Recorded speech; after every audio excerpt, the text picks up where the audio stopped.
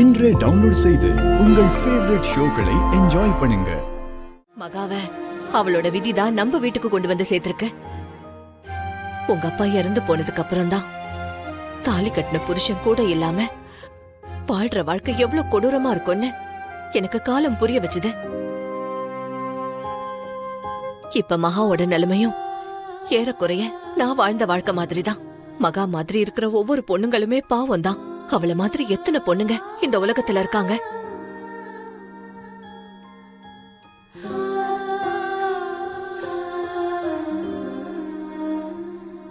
பாவம்பா, வாழ்றதுக்கு வழி தெரியாம கௌரவமா செய்யற எந்த வேலையுமே கேவலம் இல்லைன்னு தான் வீட்டு வேலைக்கு வராங்க.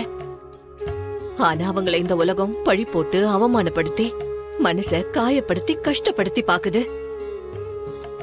மகா மாதிரி ஆதரவில்லாத ஒவ்வொரு பொண்ணும் எங்கேயாவது ஒரு இடத்துல யாராவது ஒருத்தரால பிரச்சனையில சிக்கி போராடிக்கிட்டு தான் இருக்காங்க. அவங்களுக்கெல்லாம் விடிவு காலம்னு ஒண்ணு வரதே இல்ல. யாராவது ஒருத்தர் வந்து கை தூக்கி விட்டாதான் உண்டு.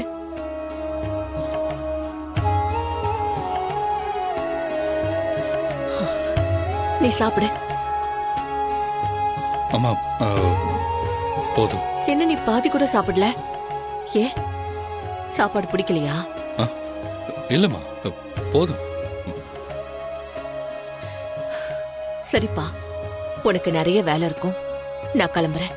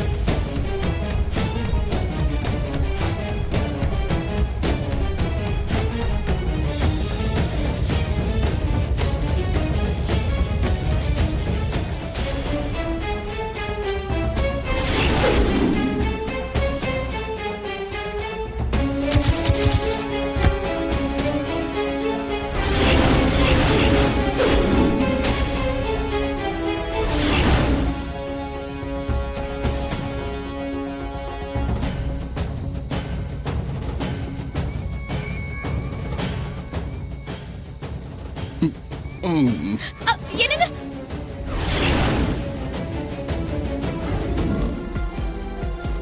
மயில் அண்ணே, இங்க வாங்க வாங்க. அண்ணே, இவரை பிடிங்க. திருவுக்கு என்ன ஆச்சு? சார் குடிச்சிருக்காரு.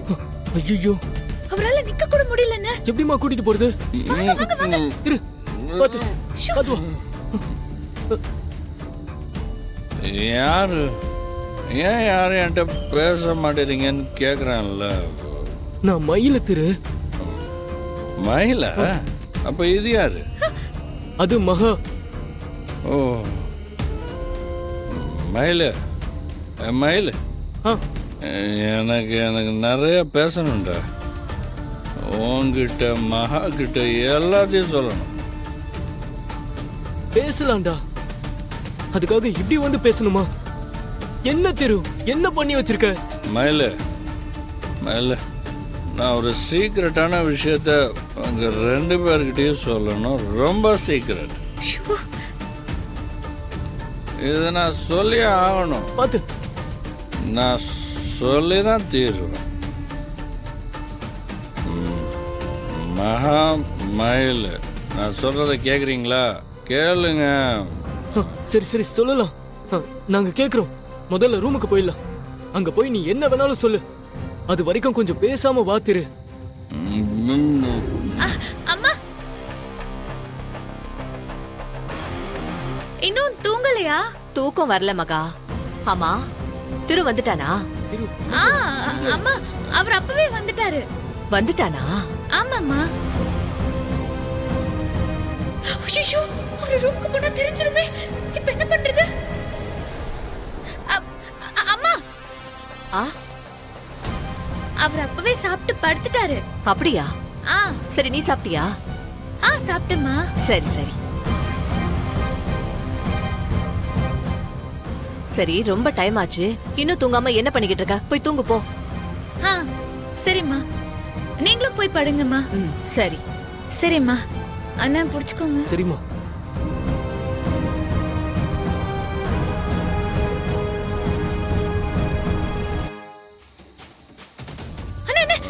அம்மா போயிட்டாங்கண்ணே, வாங்க.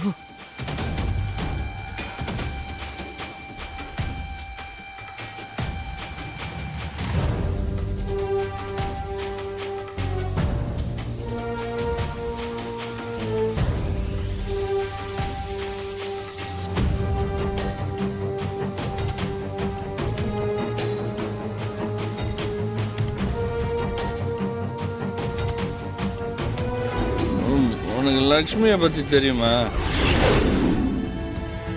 லக்ஷ்மியா? யாருடா அது? லக்ஷ்மி லக்ஷ்மி தெரியாது? லக்ஷ்மி சரி, ஆனா அவங்க யாருன்னு சொன்னாதானே தெரியும். அண்ணா, அவர் ஏதோ போதையில என்னென்னமோ சொல்றாரு. அவரை தூங்கட்டும், அவரை படுக்க வச்சிடலாம். இரு மகா.